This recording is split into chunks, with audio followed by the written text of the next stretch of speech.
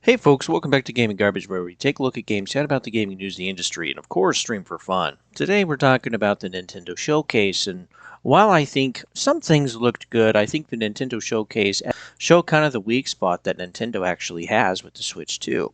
Now we're going to go over some other stuff first. Nintendo Switch 2 sales have actually done pretty well. They've had the fastest launch, I think, of pretty much any console to date that they've actually had.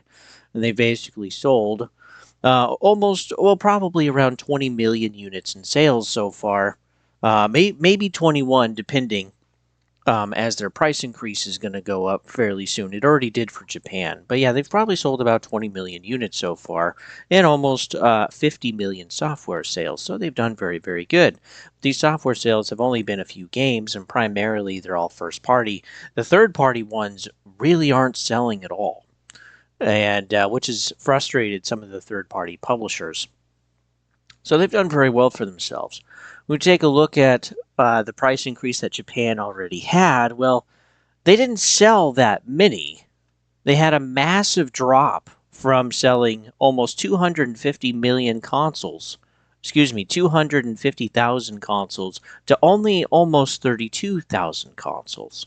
That's roughly about a 75% decrease in actual sales. And all they did was they had a 20% increase, which is still a lot. I'm not denying that, but it wasn't like doubled or anything. But they had a 20% increase in the cost of roughly 50,000 yen to 60,000 yen. And there was no kind of alert or whatever you want to call it. They just did it pretty much instantaneously during the announcement, and everyone else is going up basically on September 1st.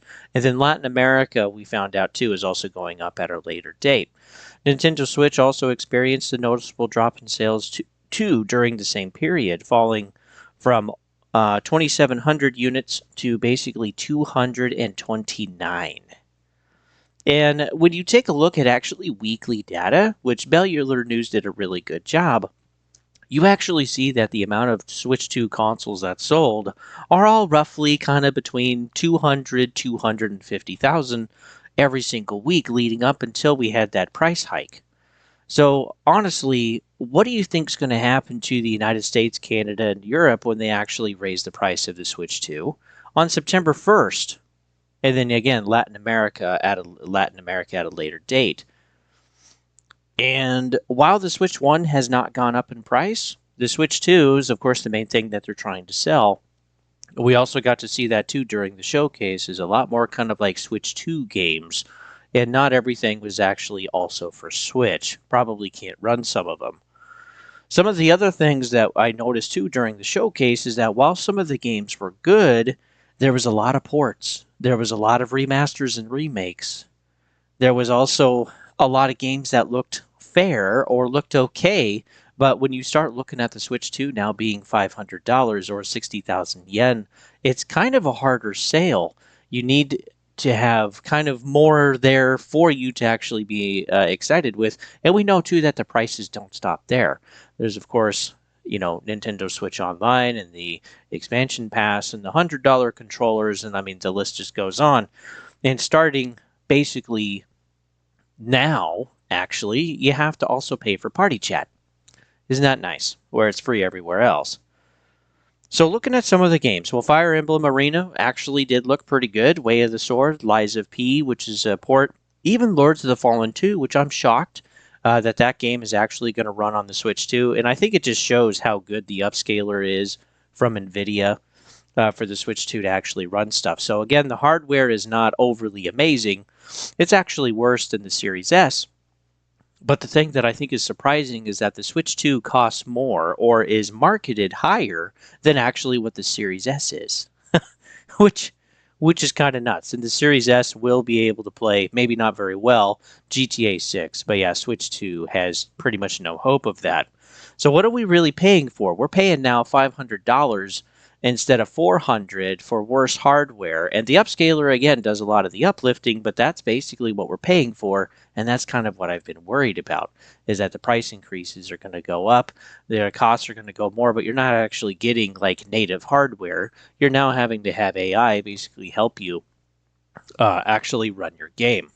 And I personally don't like paying for that. There's also timed events for Donkey Kong Bonanza. You get to play some old games to earn a digital card, which I think was kind of ridiculous because it's like, okay, if I actually want to play the old classics, well, I can't. I can only play them through the event. So they're available for customers to play, and some customers are already paying for that backwards compatibility. Why can't they just have access in the first place?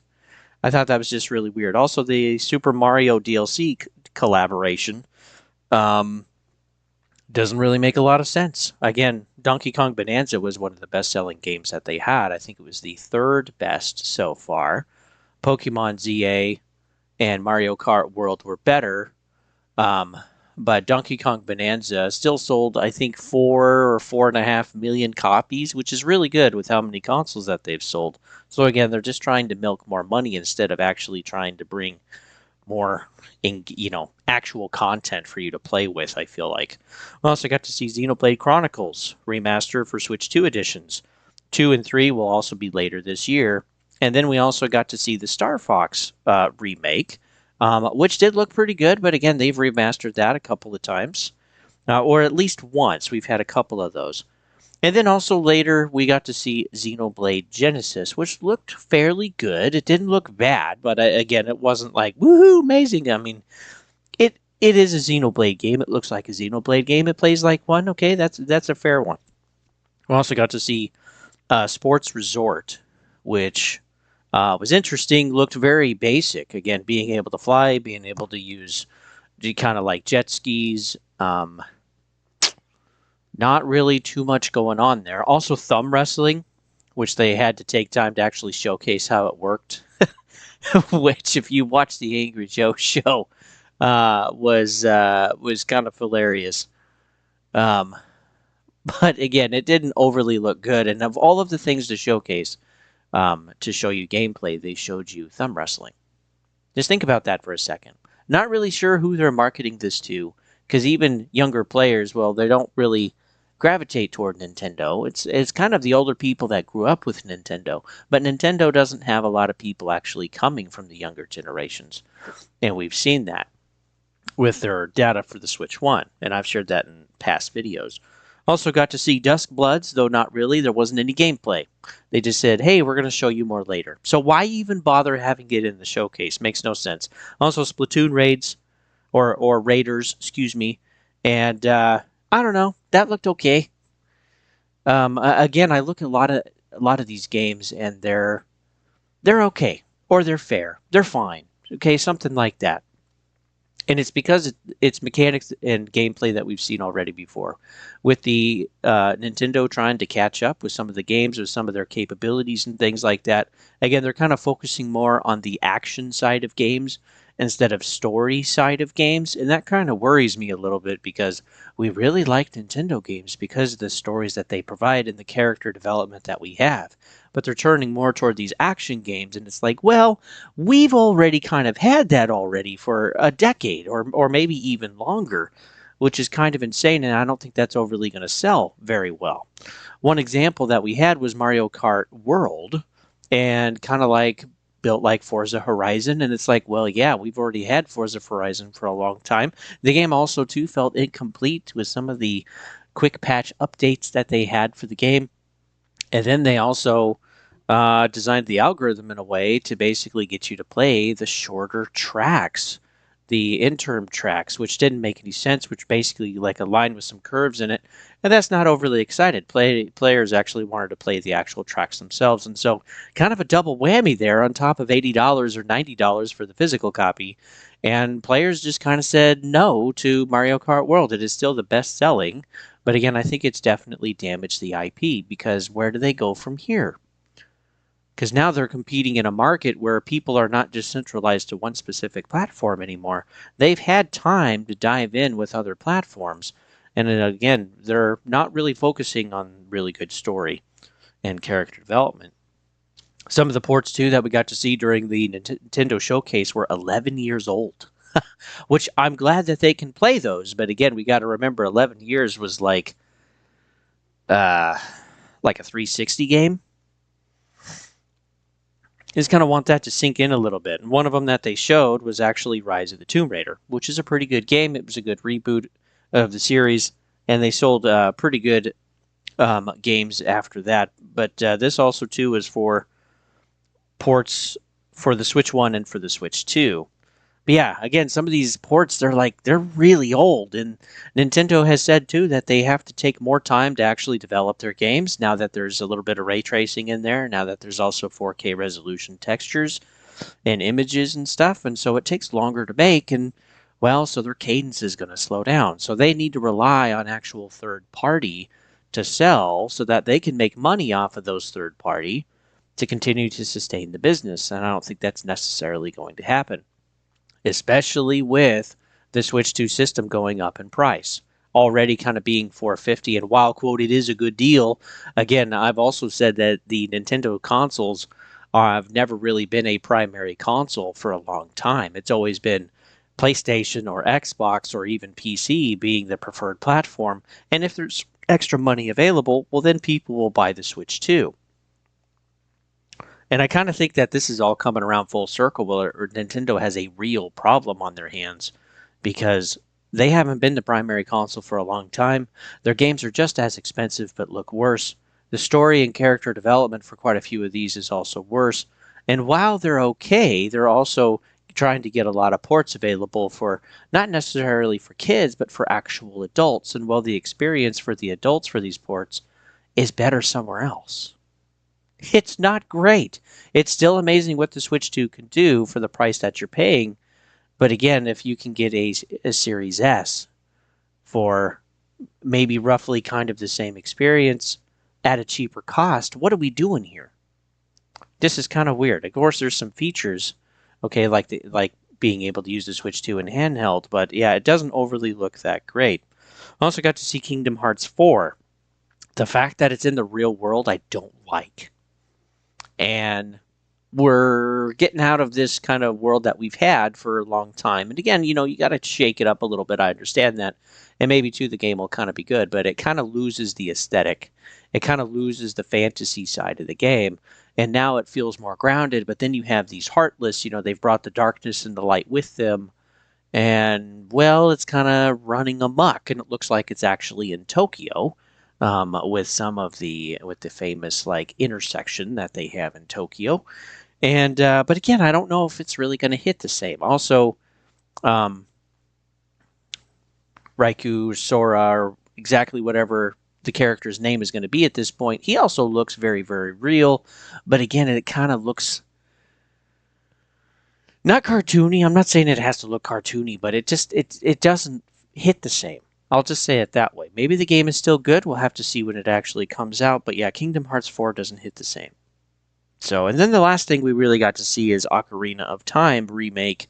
And while it does look good, again, it's like we're remastering it or remaking it for the umpteenth time. And this brings me to a point where, like, Switch 2, has to rely on remasters. Again, some of the best things that sold were the Legend of Zelda series, and well, here they are doing it again. And while they've also remastered some others, they haven't sold as well, but they've still sold like a million or a couple of million copies. But again, Nintendo, I feel like, is kind of falling on their face a little bit. Because here they thought they had something. It's improvements for them. It's good for Nintendo, but Nintendo is not in a closed ecosystem anymore like they think they are. Because again, everybody has been playing on PlayStation, Xbox, or PC. Or even some of the capabilities of what phones and tablets can do today are pretty amazing. And so when you look at the price versus what they're offering, it doesn't really make a lot of sense for a lot of players. Again, they've still sold very, very well. But, like I've said in previous videos, is that we're going to have the massive spike of sales. And then after the first year, it's going to severely drop off, especially if we have price hikes. Well, here we are with the price hikes. And they're still coming. The big part of the market that has the most money, like the US, like Europe, like Canada, and even parts of Latin America. And well, that's all coming probably all this year in 2026. And if things continue, I don't think this will be the end of the price hikes either. I think it's still possible to get another one where we could look at 550. We also know too that there's usually been kind of like an upgrade model for a lot of Nintendo's consoles, and well, we could be looking at an OLED model for an extra $100. I mean, do you really want to pay $600 now? That's kind of a lot of money. I was thinking maybe 550, but now that just the regular Switch 2 is going to get to 500, well, maybe now the OLED is going to be 6, if they even make one at all. And with an 87% price drop in Japan, it doesn't bode well here for the rest of the world. Going to be massive drop in sales. So probably when we start getting around after Christmas this year, Thanksgiving and Christmas, um, the sales data in probably 27 will look pretty awful. And we're going to be hearing more about the PlayStation 6 and Project Helix too as we go forward.